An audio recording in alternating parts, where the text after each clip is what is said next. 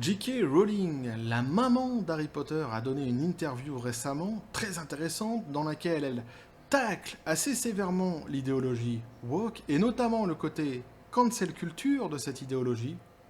On voit ça ensemble.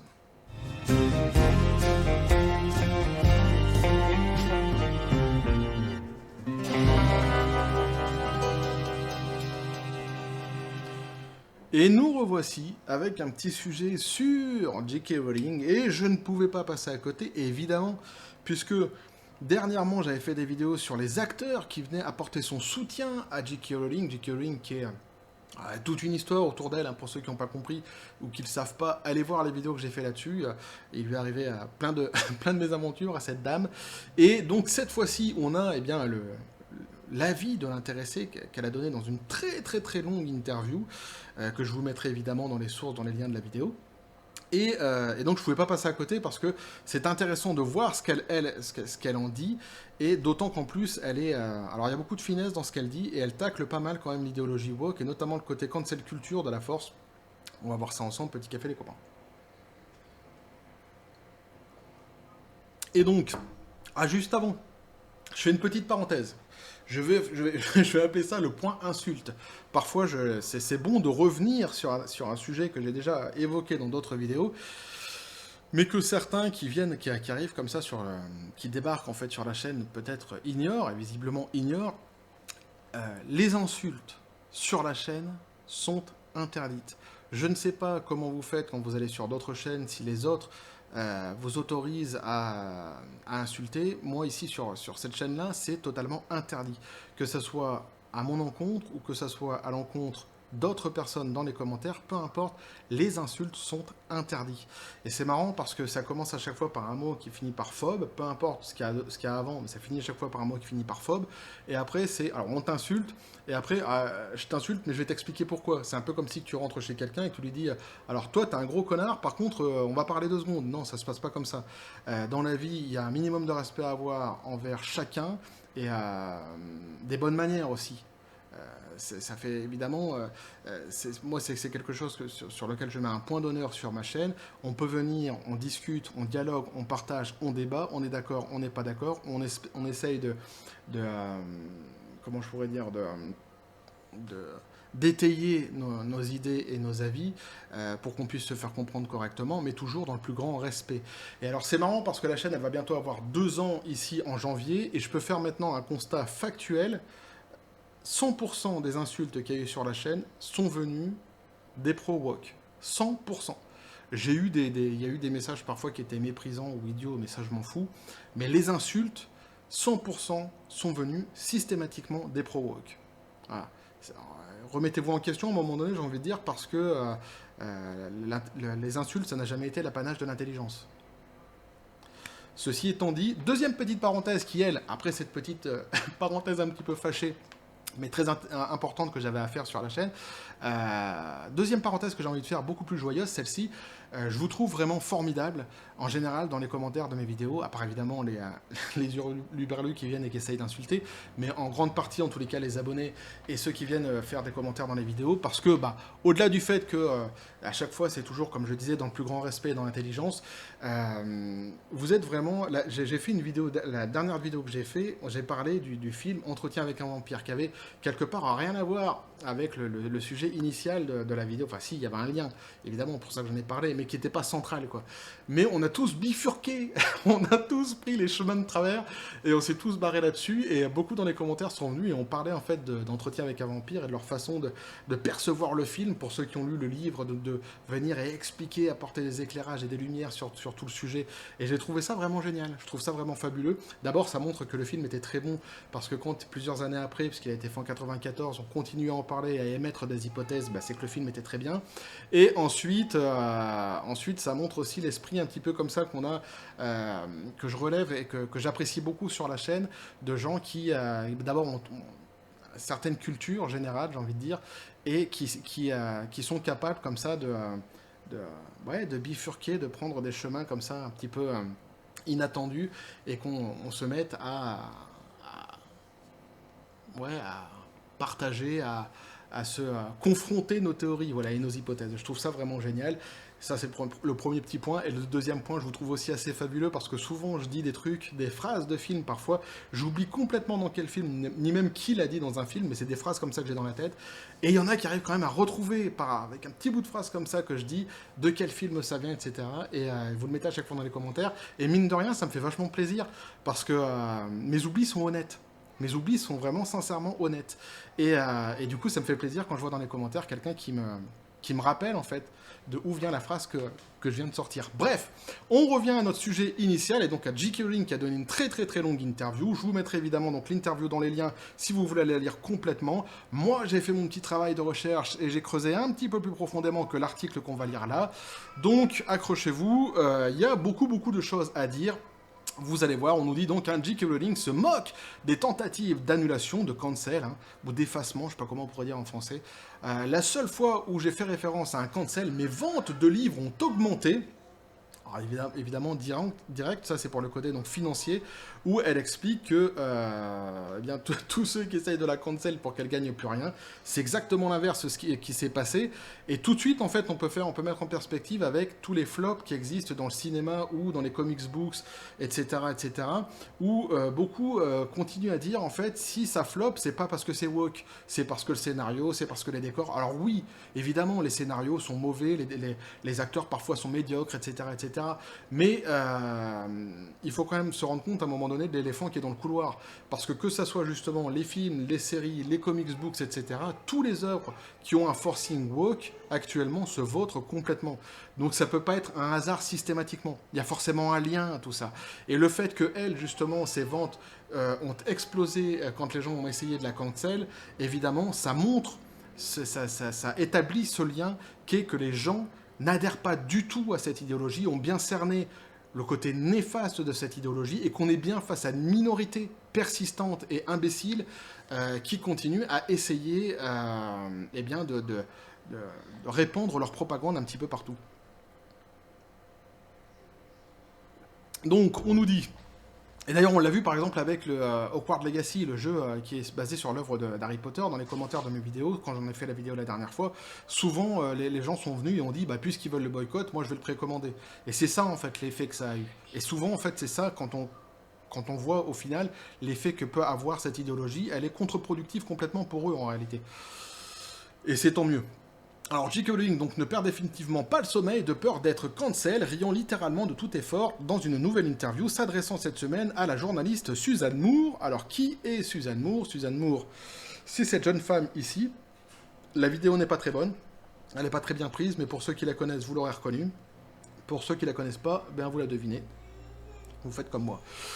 Donc on nous dit donc Suzanne Lynn Moore est une journaliste britannique, lauréate en 2019 du prix Orwell. Elle est durant 25 ans journaliste au Guardian, dont elle démissionne en novembre 2020 après qu'une tribune dans laquelle elle défendait une universitaire jugée transphobe a provoqué une pétition des collaborateurs de ce quotidien. Donc elle s'est faite éjecter. Elle a subi un petit peu le même... ce qu'a subi J.K. Rowling. Je vous dis, pour ceux qui ne savent pas exactement ce qu'a subi J.K. Rowling, allez voir les vidéos que j'ai fait, c'est quand même assez lourd et c'est quand même assez incroyable. Alors, donc, l'auteur de Harry Potter a de nouveau parlé donc, des commentaires controversés passés concernant les personnes trans et elle a également rejeté les tentatives de cancel, affirmant que de tels efforts n'avaient fait que l'aider par le passé. La seule fois où j'ai fait référence à un cancel, mes ventes de livres ont augmenté. Pourquoi j'en ris même, dit-elle. Je n'arrive pas à croire que je dis ces mots, mais il faut se moquer de eux. Je ne me considère pas comme annulé, a révélé J.K. Rowling. Évidemment, dans cette phrase, alors c'est ce qu'elle dit en règle générale, de toute façon ça va faire grincer les dents, c'est presque une évidence. Il y a beaucoup de gens que ça va agacer, mais c'est très fin, et il y a évidemment beaucoup de choses qu'elle dit, il y a des gros tacles qui sont mis, notamment quand elle dit qu'il faut se moquer de eux, donc de ceux qui veulent propager cette cancel culture. Là-dessus, je suis assez d'accord avec elle, et c'est intéressant d'avoir vraiment son point de vue et son chemin de réflexion, parce que les écrivains, globalement, les écrivains, en règle générale, ont une façon de penser, ont un chemin de réflexion qui est en général très intéressant et qui est peu commun. C'est ce qui fait d'ailleurs qu'ils ont la capacité d'écrire. Vous êtes un écrivain quand vous avez du talent ou quand vous avez un don. Mais écrire, c'est jamais facile, c'est jamais donné comme ça d'avance. Et d'ailleurs, on le voit souvent, les écrivains qui écrivent les livres qu'on lit des écrivains qui sont vivants, souvent on reconnaît leur talent que quelques années plus tard, après leur mort. Pourquoi? Parce qu'on ne se rend pas compte immédiatement, quand on lit une œuvre d'une personne qui est vivante, à quel point en fait cette œuvre peut être parfois géniale, et on s'en rend compte souvent plusieurs années après, parce qu'évidemment, c'est ça le talent, c'est que... alors évidemment, on est happé par l'histoire, mais on arrive à le définir et à le reconnaître que par sa rareté. Parce que quand on lit quelque chose, on se dit que bah, si lui il a fait ça, d'autres peuvent le faire, et donc on attend les autres œuvres qui arrivent. Et souvent on attend, mais les autres œuvres qui doivent arriver n'arrivent jamais. Comme par exemple, on l'avait vu avec Tolkien. Tolkien, on a eu un. Ceux qui le critiquent, on peut le critiquer, on peut dire tout ce qu'on veut sur lui, il y a eu un Tolkien. Et pourtant, il y a des écrivains, il y en a partout dans le monde, il y a 7 milliards d'êtres humains, ça fait des milliers d'années que la Terre elle existe, mais et par exemple, comme J.K. Rowling, et ce qu'elle a fait avec Harry Potter, je pense qu'on va mettre plusieurs décennies avant d'avoir quelqu'un qui est capable de faire quelque chose d'aussi grand que ce qu'elle a fait. Bref, petite parenthèse refermée sur les écrivains, que je trouve très intéressant d'avoir justement leur point de vue et leur chemin de réflexion. À un autre moment, donc Rowling a fait valoir qu'elle avait la capacité de s'exprimer car elle était déjà suffisamment en sécurité financière pour que les conséquences sur sa carrière ne soient nulle part aussi graves que pour les autres. Alors là, ils n'ont pas mis la phrase entière. Je vais vous la lire quand même, mais moi après je vais revenir après sur la phrase entière. J'aime pas quand on coupe comme ça les phrases. Et elle dit donc, parce que je pourrai toujours nourrir mes enfants, même si tout le monde boycotte mes livres pour le reste de ma vie, c'est une position incroyablement privilégiée. Je me considère comme l'une des personnes les plus chanceuses de la planète, a-t-elle déclaré. Et là aussi, c'est quelques missiles qui sont envoyés, parce que déjà, elle fait part de son bonheur, et à mon avis, ça risque d'en emmerder quelques-uns. Et ensuite, elle dit que quoi que vous fassiez en réalité, peu importe ce que vous allez faire contre moi, et même si ça avait fonctionné, avec ce que j'ai fait, j'ai de quoi me nourrir pour toute ma vie, et de nourrir aussi les générations à venir de mes enfants et de leurs enfants. Donc, globalement, c'est encore quelques petits missiles qui sont adressés donc à tous ces détracteurs. On nous dit aussi, donc Moore a également fait face à des réactions négatives pour ses opinions sur les problèmes trans, ça on l'a vu dans la description de Wikipédia. Donc Moore a écrit dans son article sur Rowling que s'exprimer et critiquer des éléments du mouvement trans peut avoir un coût. Je reçois encore tellement d'emails et de lettres de femmes qui veulent juste poser des questions, des assistantes pédagogiques qui ne voient pas grand-chose à ce que des petits garçons portent des robes, les endocrinologues n'ont plus le droit d'utiliser des mots masculins et féminins, les femmes qui se sentent intimidées au silence de peur de perdre leur gagne-pain en disant, entre guillemets, donc la mauvaise chose. Rowling a fait écho dans l'interview à des déclarations passées vantant son soutien aux personnes trans malgré la controverse. Elle dit « Je n'ai aucune peur ou haine irrationnelle envers les personnes trans, comme Dieu le sait, je l'ai dit tant de fois », a déclaré la romancière. Mais si vous voulez dire que c'est de la haine, de ne pas croire en une âme sexuée, alors nous ne pouvons pas avoir de discussion, nous ne pouvons pas, il n'y a nulle part où aller, la tactique n'a pas fait de débat, mais elle est en train de changer. Donc elle considère que dans l'esprit des gens, en fait, les choses sont en train de changer, même si au début, les gens ne se rebellaient pas trop, en fait, par rapport à cette idéologie. Et bien de plus en plus, les gens, et surtout elle, ce qui lui tient à cœur, c'est les femmes, on va le comprendre dans son interview, commencent à se rebeller, à dire qu'elles ne sont pas d'accord. Pour remettre en perspective tout ça, ici dans un autre article, j'ai pioché dans pas mal d'articles, de quelques articles plutôt, pour pouvoir vraiment être complet, parce que l'un dit quelque chose que l'autre ne dit pas, c'est souvent comme ça. On nous dit donc que l'interview, cela survient alors que Madame Rowling a annoncé qu'elle financerait un nouveau service réservé aux femmes pour les victimes de violences sexuelles.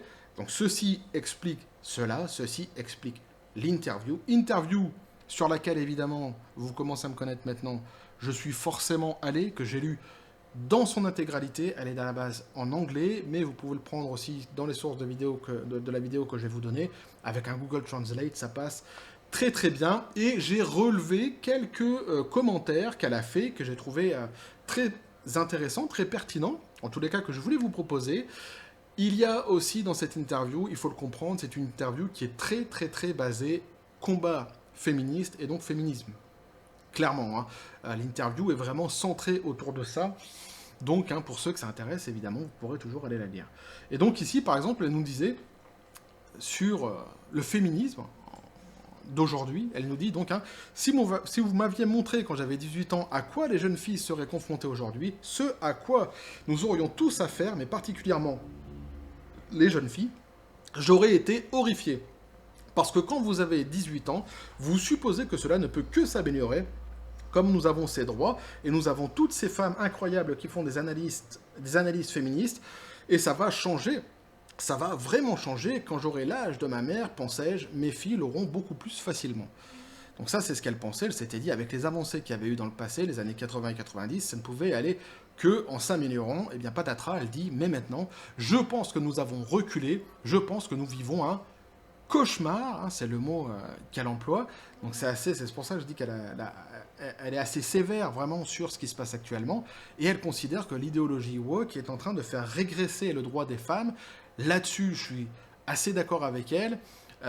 J'ai eu dans les commentaires de mes vidéos souvent des féministes qui sont venus avec qui j'ai pu parler, qui ne sont pas des féministes extrémistes, mais qui sont des féministes posées, qui ont bien compris le féminisme, et qui, elles aussi, se faisaient copieusement insulter sur les forums ou sur les réseaux sociaux dès lors qu'elles essayaient de défendre des droits des femmes qui sont acquis pourtant depuis déjà maintenant des décennies.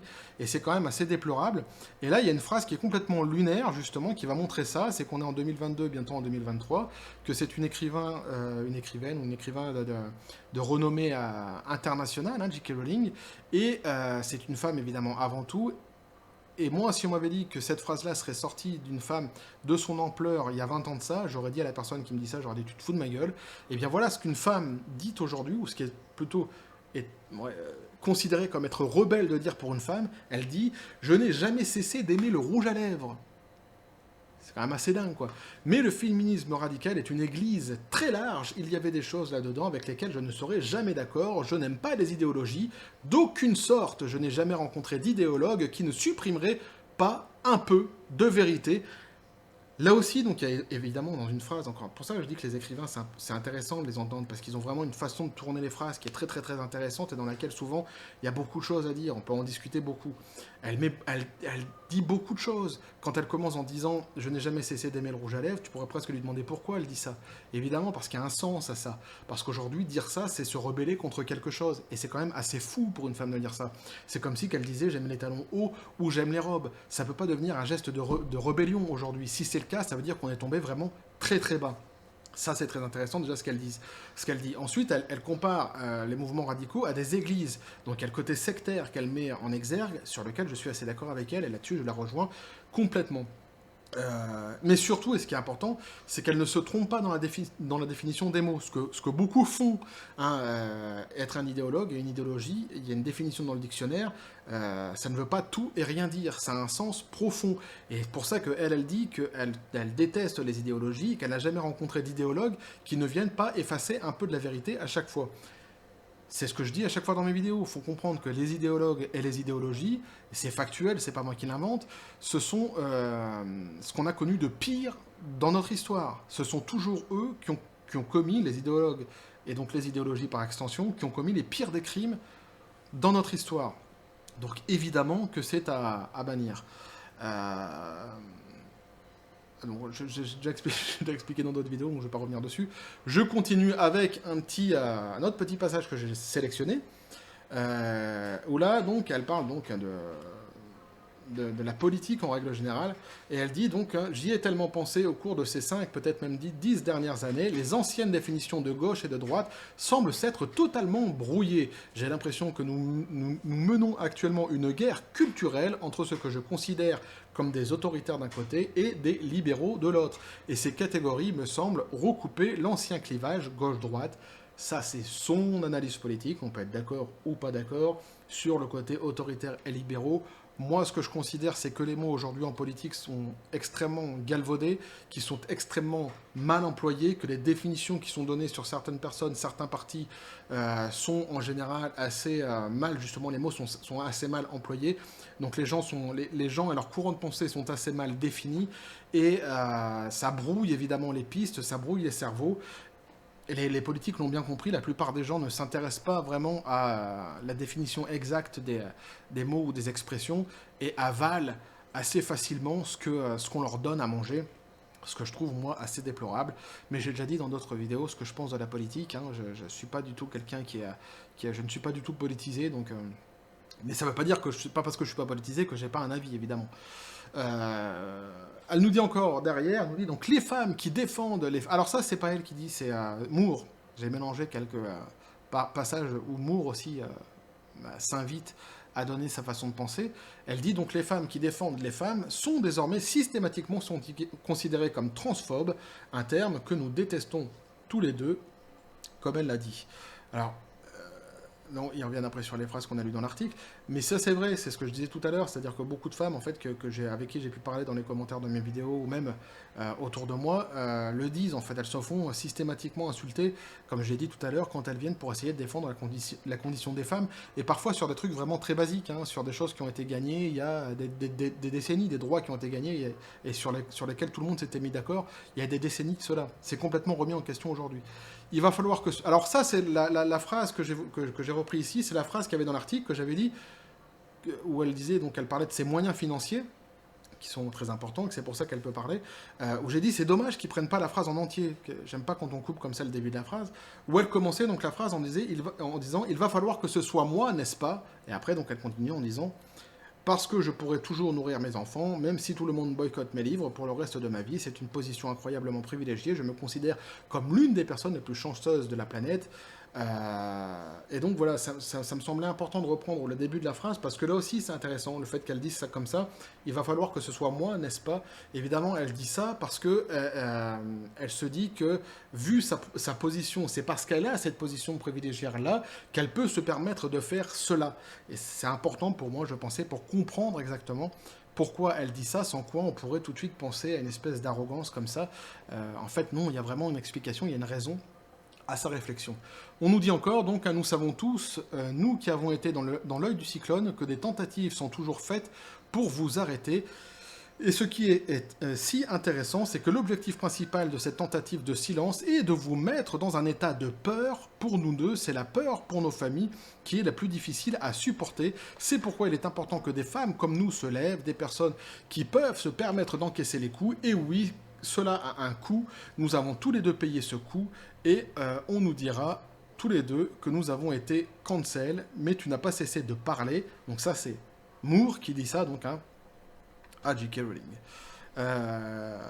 Et là aussi c'est intéressant, c'est cette petite chose que j'ai relevée, où on nous dit, nous connaissons tous les deux, donc, hein, le macartisme rampant, l'effacement du langage, et de ceux qui ne sont que trop heureux de dénoncer les femmes qui pensent de mauvaises choses. Alors, et là, J.K. Rowling, elle embraye sur autre chose qui est un espace sûr. Qu'est-ce qu'un espace sûr? Ça fait relation, ça fait écho évidemment donc à l'argent qu'elle a donné pour ce refuge de femmes contre les violences faites aux femmes, qui est censé être un endroit sûr, mais plus globalement sur les réseaux sociaux, les forums, etc. Qu'est-ce qu'un endroit sûr pour une femme? Eh bien, elle le dit, donc qu'est-ce qu'un endroit sûr? Elle demande donc, hein, pour moi, un espace sûr n'est pas un endroit où je dois utiliser uniquement les termes corrects, où je ne suis autorisé à parler, où je ne suis où je ne suis pas autorisé de parler de ma propre expérience de vie, où je n'ai pas le droit de professer une croyance en la biologie, ou quoi que ce soit, ou quoi... pardon, excusez-moi, je reprends. En quoi est-ce un espace sûr pour moi? Bien sûr que non, et ce n'est pas non plus un espace sûr pour beaucoup, beaucoup de femmes, nous dit-elle. Parce que j'ai pensé en même temps, j'étais en train de lire, j'étais en train de penser je suis en train de penser à ce qu'elle disait. Donc du coup, j'ai eu un petit zappage. Mais donc, vous l'aurez compris, hein, elle dit donc, hein, pour elle, ça ne peut pas être un espace sûr, là où on ne peut pas s'exprimer, là où une femme ne peut pas s'exprimer librement, là où lorsqu'elle dit quelque chose, eh bien, chacune de ses paroles va être criblée, scrutée, et où elle peut se faire, eh bien, comment je pourrais dire, refoulée, rejetée. Évidemment, ça ne peut pas être un espace sûr, il faut que la parole soit libre, il faut que la parole circule, évidemment. Bref, voilà ce que je pouvais vous dire là-dessus, les copains. J'ai essayé d'être le plus clair possible et le plus large possible, hein, dans cette interview qu'a donnée à J.K. Rowling. Oui, évidemment, il y a beaucoup, beaucoup de choses très intéressantes à dire, hein. On l'a vu donc sur le côté cancel culture, qui a eu un effet complètement opposé à ce qui était recherché par ses détracteurs, c'est-à-dire qu'elle a gagné beaucoup plus d'argent finalement qu'autre chose, et ça, à mon avis, ça risque de faire grincer les dents, c'est sûr. Sur le combat féministe, aussi le féminisme, hein, qu'elle considère avoir reculé de plusieurs décennies, je suis assez d'accord avec elle. Il y a vraiment, vraiment beaucoup, beaucoup de choses à dire là-dedans. Donc c'est toujours très intéressant d'avoir l'œil comme ça de la personne concernée. Comme je l'ai dit en début de vidéo, on a eu beaucoup de gens qui sont venus et qui ont qui sont venus la soutenir. Mais là, c'est intéressant d'avoir une interview comme ça où elle dit, où elle réitère d'ailleurs certaines phrases. Hein. Donc, elle continue à penser ce qu'elle pense et à dire ce qu'elle dit. Où on voit qu'il y a toujours beaucoup de finesse et beaucoup de subtilité. Il y a beaucoup dans une phrase, hein, ça peut être interprété de différentes façons. Beaucoup de missiles qui sont envoyés comme ça, ici et là aussi, sur la culture, sur l'idéologie woke, qu'elle définit très bien d'ailleurs, en tant qu'idéologie. Et c'est assez intéressant de voir des gens comme ça qui ont de l'intellect et de la culture, être capable de développer et dire des choses parfois aussi sensées. Alors après, on peut être d'accord ou pas avec elle, notamment sur les analyses politiques qu'elle a fait, peu importe. Justement, c'est fait pour ça, je vous propose moi justement ce qu'elle a dit, et vous en faites votre propre avis, vous voyez exactement, vous décortiquez vous-même de votre côté ce qu'il en est, pour vous, en tous les cas, selon votre façon de voir et de penser. Bref, donc voilà ce que je peux vous dire là-dessus les copains, n'hésitez pas à me dire ce que vous en pensez dans les commentaires, à vous abonner si le contenu vous a plu, à activer la petite cloche pour les prochaines notifications, à balancer un like, à partager la vidéo. Vous avez mon Twitter et mon Facebook qui sont dans la description des vidéos, n'hésitez pas à venir et à basculer du côté de la force absurde des réseaux sociaux. Sur ce les copains, je vous dis paix et félicité, une fois n'est pas coutume, encore une fois, un sujet sur J.K. Rowling, mais sur un plan tout à fait honnête, j'étais obligé de revenir sur l'interview et de la découper, de la décortiquer pour vous, tant on a vu des interviews qui étaient données par des personnes, finalement, comme je l'ai dit, qui essayaient de la protéger, mais qui n'étaient pas spécialement concernées par ça, et comme c'est important, en fait, d'avoir, évidemment, l'avis et le jugement de la personne qui est concernée. Bref, et que la force soit avec vous.